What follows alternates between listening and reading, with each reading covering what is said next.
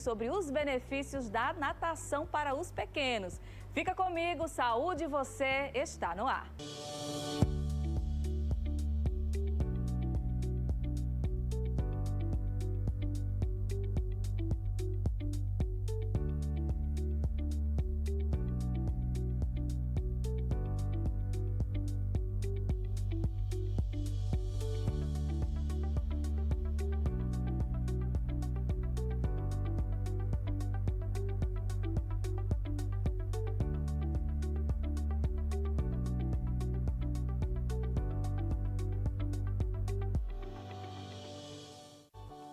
Oi, gente! Estou chegando para te fazer companhia neste sábado de muita informação, você já conhece. Programa Saúde, você está no ar, te faço o convite para ficar comigo até o final. Tenho certeza que você não vai se arrepender, tá certo? Vamos começar? Começar falando de assunto importante, viu? Isso porque o câncer de pele é o mais comum no Brasil e entre seus tipos, o melanoma é o mais agressivo. Ele pode ser fatal se não for descoberto a tempo. Sabrina Barbosa tem todos os detalhes. Acompanhe. O melanoma é um câncer muito agressivo e que pode ser fatal se você não começar um tratamento adequado. Por isso, a gente sempre fala na questão de prevenção, nos primeiros sinais, onde procurar o médico e como já começar esse tratamento para que você possa readquirir a sua saúde em relação a essa situação. O melanoma é um dos tipos de câncer de pele, a gente tem mais de um tipo de câncer de pele e o melanoma talvez seja o mais agressivo deles, tá?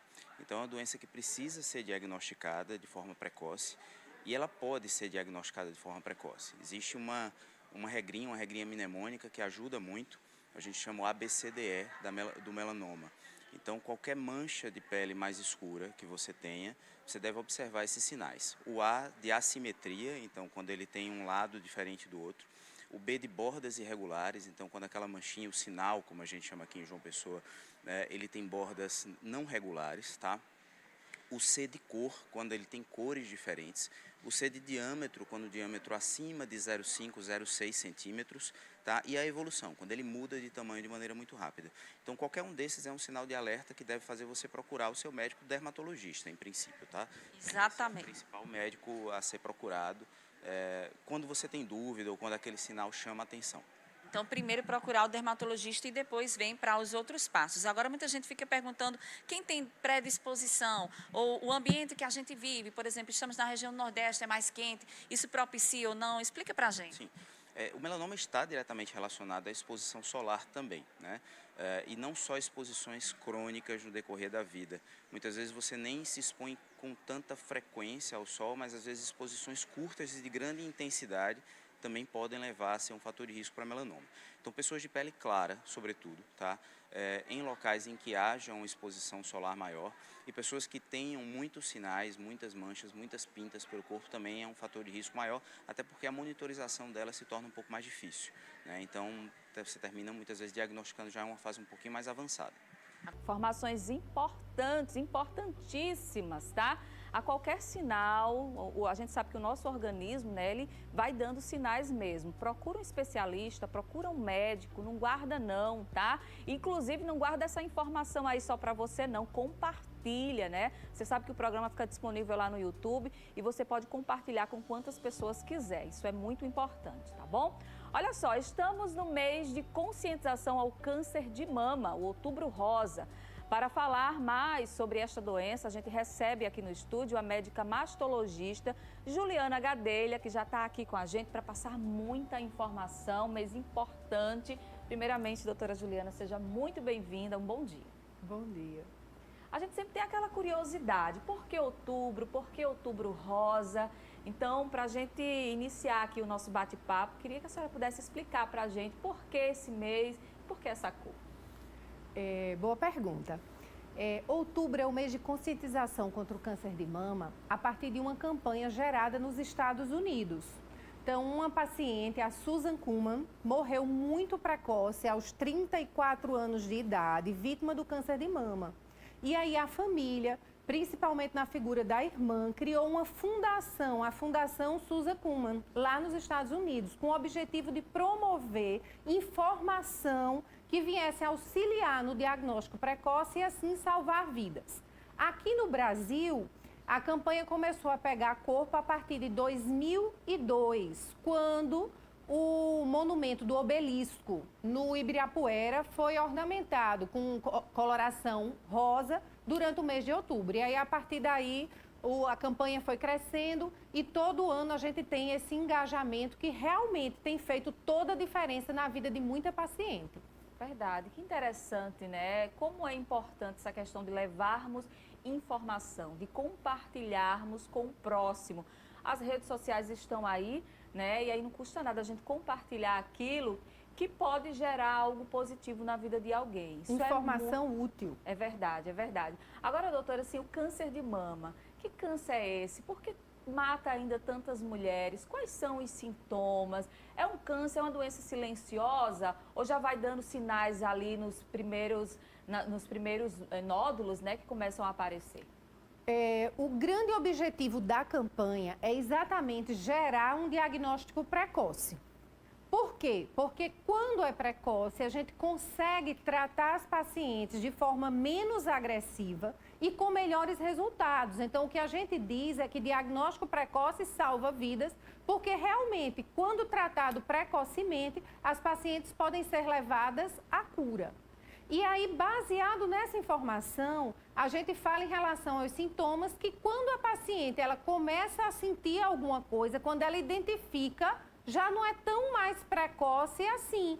Daí a importância da divulgação da mamografia a partir dos 40 anos anualmente. O nosso objetivo é identificar lesões subclínicas mesmo. E o que são subclínicas? É antes de elas se tornarem perceptíveis ao exame físico.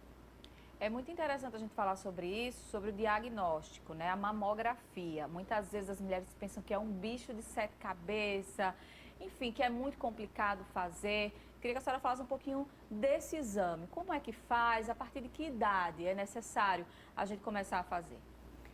Realmente, muitas pacientes, elas têm um medo, um pânico da mamografia. Muitas dizem que machuca, que aperta. E aí essa informação vai se difundindo. É importante a gente deixar muito claro que a escala de dor é individual. Tem paciente que sente muito desconforto, tem paciente que não sente desconforto nenhum. Então, a história de um não vale para todos. A mamografia é um exame radiológico que está indicado a partir dos 40 anos, anualmente, mesmo que você não esteja sentindo nada. Então, faz parte do protocolo de rastreamento. A rotina de prevenção da mulher, a partir dos 40, a mamografia ela tem que estar presente. Ela é o único exame capaz de detectar precocemente. E aí a gente é parada na rua, muitas vezes, muitos perguntam, mas assim, tudo evolui, a medicina evolui, a mamografia não evoluiu. Não, ela continua sendo o padrão ouro para o diagnóstico, auxiliada pela ultrassom e pela ressonância. Então, não pode ser trocada.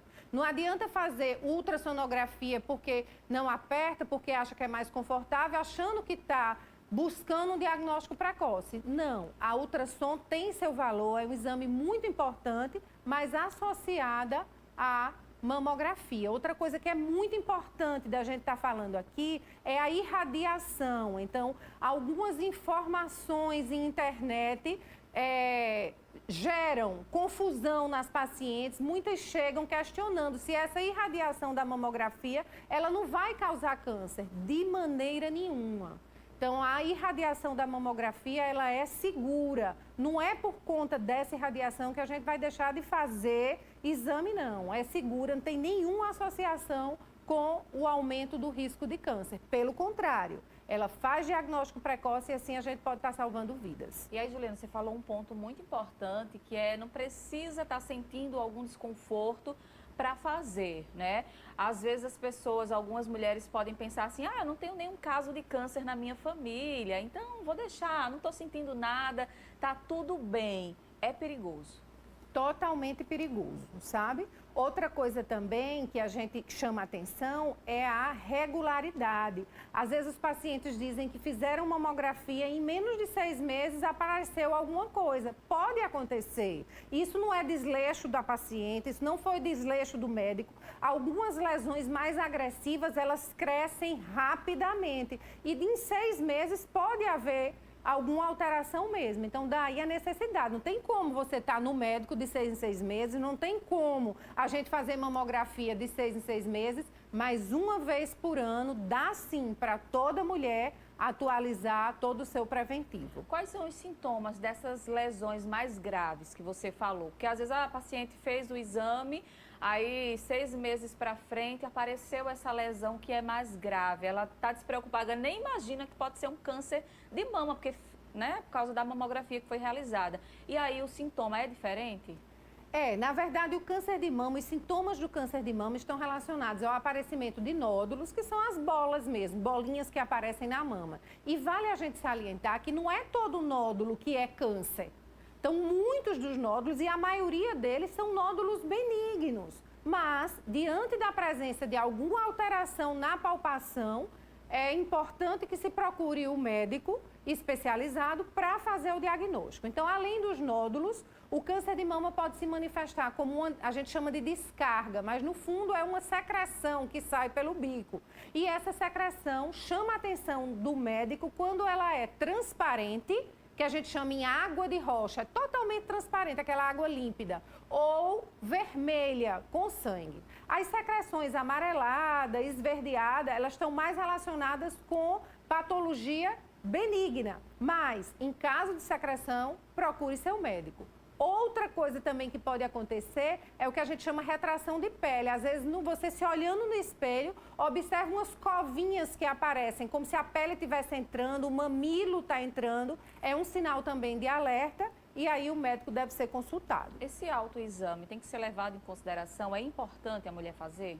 Excelente pergunta, porque assim, as primeiras campanhas se faziam no intuito de incentivar o autoexame. Então a gente ouvia muito falar, faça o autoexame, faça o autoexame. E de um tempo para cá, esse autoexame parece que não é tão mais falado. E aí fica a dúvida para a população em geral, vale a pena fazer o autoexame? Vale a pena fazer o autoexame, sim, exatamente pela informação que eu passei anteriormente. A gente faz a mamografia uma vez por ano, não tem como visitar o médico todo mês. Então, é muito importante que a mulher, todo mês, faça seu autoexame das mamas. Então, se observa na frente do espelho, procura alguma alteração visível e depois, com uma das mãos atrás do braço, pega a outra mão, palpa a mama, repete o procedimento para a outra mama e, no caso de qualquer alteração, procure, então, o serviço especializado. Certo. E é tão importante, né, o autoexame, a gente vê vários relatos nas redes sociais, na internet, de mulheres que descobriram o câncer por causa do autoexame. Então, custa... De câncer de mama, a história familiar e a terapia de reposição hormonal. Então, existem algumas formulações de terapia, alguns hormônios que estão associados ao aumento do risco de câncer de mama. Pacientes com história familiar positiva ou pacientes que têm alguma lesão na mama deve ser consultado realmente. O mastologista ele precisa ser informado do uso dessa terapia de reposição hormonal, que realmente está associado a um aumento do risco. E isso foi muito importante você perguntar, porque atualmente muitos especialistas prescrevem hormônio para todo mundo, né? Então, um nutrólogo prescreve, um nutricionista prescreve, um endocrinologista prescreve, o ginecologista. Então, assim, cada dia mais. E outra coisa, muitas se autoprescrevem. Tem amigas que usam e passam a usar, achando que aquilo ali não tem repercussão nenhuma. Como fazer essa reposição hormonal de forma segura? Como a mulher tem que fazer para que ela não entre numa enrascada? Ela precisa, a história dela precisa ser analisada, os riscos dela em relação ao uso precisa, e a medicação precisa ser realmente prescrita por um médico e ela precisa da avaliação de um mastologista que vai então observar em questão da mama se existe alguma contraindicação para o uso. Perfeito, perfeito. Agora, doutora Juliana, a mulher que tem prótese de silicone, aumenta o risco de desenvolver o câncer de mama? Não, não aumenta. A prótese é utilizada inclusive para reconstrução mamária. Então, pacientes que precisaram perder a mama para o câncer, elas têm sua mama reconstruída com o uso de uma prótese de silicone. Então, não existe relação entre câncer de mama e a prótese. Pelo contrário, muitas vezes essa prótese leva a um diagnóstico mais precoce, porque a partir do momento que elas colocam a prótese, elas ficam mais preocupadas, mais antenadas e mantêm esses exames em dia. Então, assim, em relação ao câncer de mama, não tem risco maior pelo uso da prótese. Agora, a prótese, algumas próteses estão associadas com o risco de um linfoma, que é uma doença gerada pela prótese de silicone, algum tipo especial de prótese de silicone, que dá na cápsula que o organismo faz. E aí, o tratamento dessa patologia induzida pela prótese de silicone é um tratamento cirúrgico, remoção. Remove a prótese, muitas vezes não precisa de tratamento complementar, não. Então, você que tem o seu silicone, esteja sempre com seus exames em dia, não precisa entrar em pânico. Então, recentemente, algumas pesquisas mostraram a associação de um linfoma de células anaplásicas com o uso de silicone, e isso gerou um burburinho, uma necessidade, uma vontade das pacientes de fazerem o que a gente chama de explante, retirada. Então, assim, não precisa entrar em pânico, mantenha calma, procure o médico especializado e ele vai, então, avaliar e ver se existe necessidade ou não. A maioria das pacientes podem continuar com suas próteses em segurança. Fazer a mamografia tendo a prótese também é tranquilo, né? Tranquilíssima. Muitas perguntam, e não vai estourar? Eu nunca vi nenhuma prótese estourada com mamografia, não. Então, assim, pode ir tranquila que risco zero de ruptura. Agora, Juliana, muito se fala na idade, né? A faixa etária, a partir dos 40 anos. Mas aquela mulher que tem caso de câncer na família, de repente a mãe teve, a avó, enfim, essa mulher, ela tem que ter uma preocupação maior? Esse exame precisa ser feito antes? Sim. As principais sociedades recomendam que a gente comece 10 anos antes que o primeiro parente tenha sido acometido por câncer de mama. E aí, aqui vale um adendo importante em relação à faixa etária da mamografia.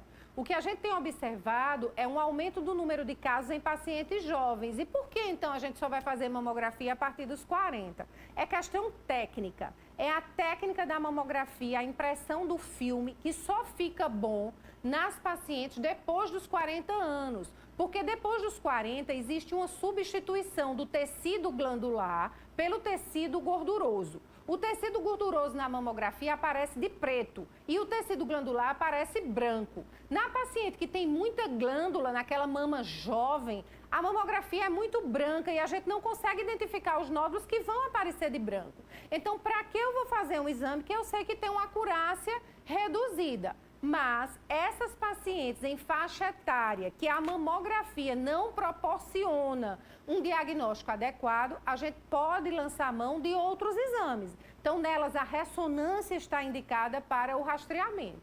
Então, respondendo à sua pergunta de uma forma mais objetiva, pacientes com história de câncer de mama, mesmo as mais jovens, precisam procurar ajuda médica, precisam começar os exames preventivos 10 anos antes da idade que o primeiro parente foi acometido. E aí o médico vai conseguir identificar qual o melhor exame para esse diagnóstico.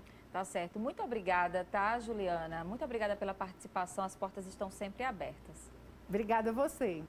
Tá certo, é isso aí, minha gente. Outubro Rosa, mês de prevenção. Então, você que está na idade certa, vai lá, faz a tua mamografia, tá bom? É isso aí, a gente vai a um rápido intervalo comercial, mas é bem rapidinho, viu? Não sai daí.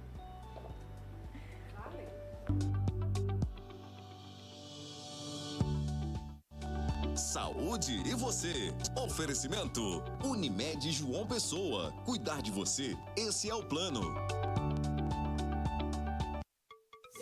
Cirandinha da saúde eu vou cuidar. Na Unimed João Pessoa você pode confiar. Aproveite o plano Viva Saúde Básico a partir de R$ 220 para crescer com saúde. Confie na melhor rede de atendimento própria e credenciada da cidade, com o cuidado de hospitais, teleconsulta pediátrica, centro médico e complexo pediátrico. Na Unimed João Pessoa você pode confiar. Contrate já!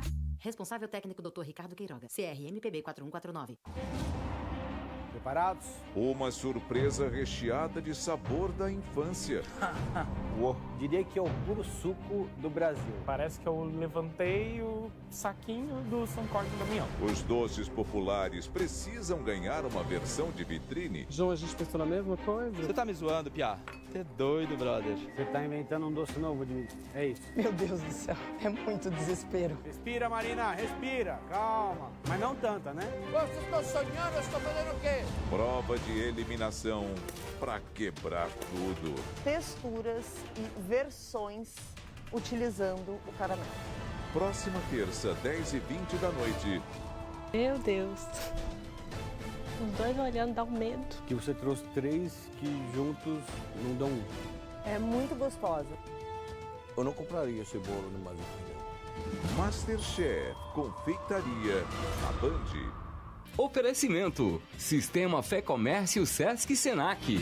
Saúde e você. Oferecimento: Unimed João Pessoa. Cuidar de você, esse é o plano.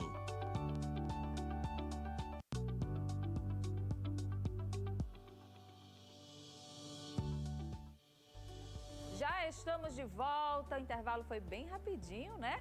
Entrevista legal, né, gente? Doutora Juliana Gadelha, tanta informação importante sobre essa doença, né? O câncer de mama, que infelizmente ainda mata tantas mulheres. Tá tudo disponível lá no YouTube, tá? O programa completo, a entrevista com a médica, você pode enviar aí para as pessoas da tua família, compartilhar essa informação. E o Saúde Você passa também lá no YouTube, viu? Deixa lá o teu like, o teu comentário, é muito importante essa interação com você. Além disso, @TV Arapuã, o Instagram, querendo ir lá também, curtir, comentar, é maravilhosa a sua participação. E no meu pessoal, @Joana Brito Jornalista, também conto aí com a sua interação por lá, tá? É muito legal, muito bacana. Agora vamos continuar?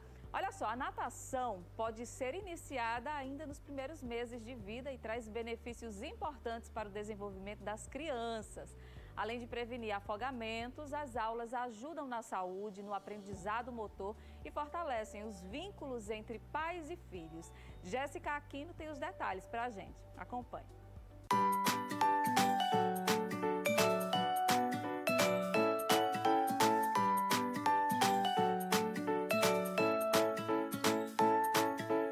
Musiquinhas, coreografias e muita brincadeira. Pode parecer que esses bebês estão só se divertindo, mas essa é uma aula séria para aprender a nadar. A mãe do pequeno Otto, de 9 meses, conta os motivos que levaram ela a matricular o filho nas aulas de natação. Por questão de segurança mesmo, a gente sabe que é um perigo, né, beber e estar perto de piscina, então ele aprendendo a nadar já é uma segurança a mais pra gente, né? Ele ama. Qualquer oportunidade que tem, ele já está batendo as perninhas, pensando que está na natação. A natação pode ser iniciada nos primeiros meses de vida. Ela oferece vários benefícios para o desenvolvimento cognitivo e motor de crianças e adultos. Além disso, aprender a nadar também é muito importante para prevenir afogamentos. Dados divulgados pela Sociedade Brasileira de Salvamento Aquático mostram que afogamento é a segunda causa de morte de crianças com idades entre 1 e 4 anos no Brasil e a quarta causa dos 5 aos 9 anos. Por isso, a prevenção é a melhor atitude. A gente costuma dizer que a natação é o seguro de vida que o papai e a mamãe investem na vida da criança.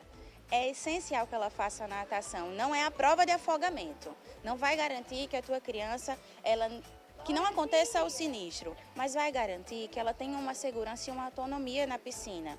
A natação a gente trabalha flutuação, a gente vai trabalhar como ela consegue se defender na natação, chamando papai e mamãe num eventual desespero. Ou então, o que ela pode e o que ela não pode fazer dentro e fora, no entorno da piscina, como ela deve entrar na piscina, como ela deve sair da piscina. Além de prevenir afogamento, a natação também faz bem para a saúde. A natação ela é importante para todas as idades, né? Falando diretamente com a parte infantil. A natação melhora cardiorrespiratório, melhora a coordenação motora, trabalha a coordenação motora, o equilíbrio, o fortalecimento muscular, a respiração, o controle da obesidade, a prevenção de doenças e a prevenção de afogamentos também. Para Manuela, acompanhar Marina nas aulas de natação estreita os laços entre mãe e filha. O principal motivo é a segurança aquática, sabe? Eu quero que me sinta segura de deixar ela brincando na água. Então, eu acho que a aula de natação, o principal motivo é isso. Primeiro de tudo é a segurança. Mas, além disso, ela é uma criança que gosta muito de água, de brincar na água. Então, ela se diverte bastante. A aula, assim, tem um propósito mais de questão de segurança, preocupação da mãe, pais, né? Mas é também para ela se divertir. E é um momento gostoso entre nós duas, né? Eu gosto muito de trazer ela, porque é uma brincadeira nós duas juntinhas, assim, agarradinhas.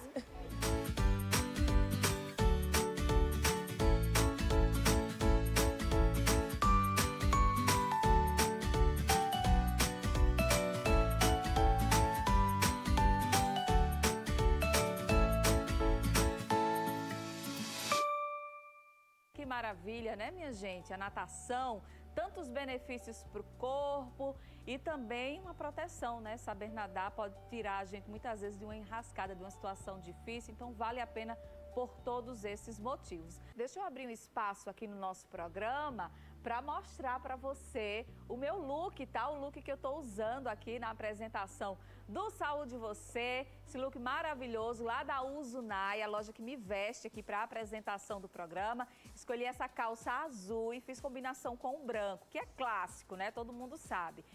O colete, tá? Uma modelagem diferente, é um Max Colete.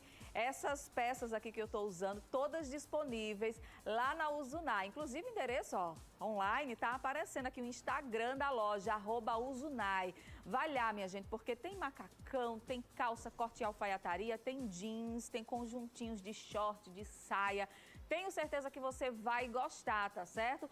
Entra aqui, ó, já confere a novidade, depois vai lá na loja que fica na rua 13 de maio, no centro de João Pessoa, bem pertinho ali da Caixa Econômica Federal, tá certo?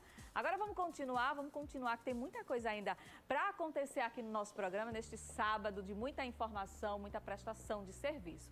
Agora a gente fala sobre um assunto importante e preocupante. Os cigarros eletrônicos ou vapes são proibidos no Brasil desde 2009. Mas a fiscalização é falha, os produtos são encontrados facilmente em aplicativos de vendas e entregas. Acompanhe.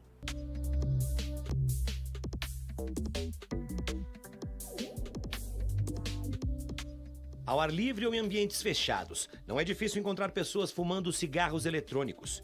Mesmo com venda proibida, os chamados vapes são vendidos livremente nos aplicativos, como se fossem pizza ou hambúrguer. Para encontrar os cigarros eletrônicos nos aplicativos de entrega, a produção do Jornal da Band fez uma busca rápida usando o nome popular dos cigarros, vape. Logo de cara aparecem várias opções de lojas, como se fosse um produto legalizado.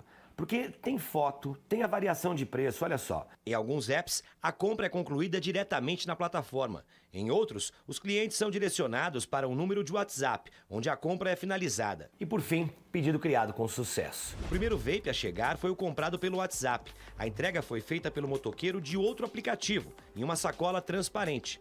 Já o segundo pedido veio lacrado, com um motoboy da própria plataforma, que precisou tirar uma foto para comprovar a entrega. Registro para o aplicativo? É. Obrigado, irmão. Valeu. A comercialização, importação e propaganda de cigarros eletrônicos estão proibidas por uma resolução da Anvisa desde 2009. O uso não é considerado um crime, mas o comércio é ilegal no Brasil. Aquele que comercializa pode ser enquadrado sim como crime. Há uma previsão no Código Penal que é a comercialização de produtos nocivos. E aí o que vai ser analisado é se essas plataformas participam de toda a cadeia de relação de consumo e aí, portanto, poderia haver uma responsabilidade ou não. Recentemente, o Tribunal de Justiça do Rio de Janeiro determinou que um aplicativo retirasse anúncios de vapes do ar ao entender a participação da plataforma na cadeia de consumo. Operações também são realizadas pela Receita Federal. No ano passado, foram apreendidos 180 milhões de reais em cigarros eletrônicos. Em nota, as empresas alegam que estão constantemente monitorando e derrubando perfis ilegais nos aplicativos. Pois é proibido e faz mal à saúde, então não vale a pena se arriscar nem por um lado, nem pelo outro, tá certo? Evite, não queira de jeito nenhum os famosos vapes que fazem, né, tanto sucesso aí entre os jovens. Vale a pena não, tá certo? Com essa informação, o nosso programa fica por aqui. Quero agradecer demais a sua audiência, a sua companhia. No próximo sábado, você já sabe, eu tô de volta e espero por você. Até lá! No ar, Cidade em Ação. Muito bom dia, João Pessoa. Muito bom dia, Paraíba. Estamos começando Cidade em Ação deste sábado.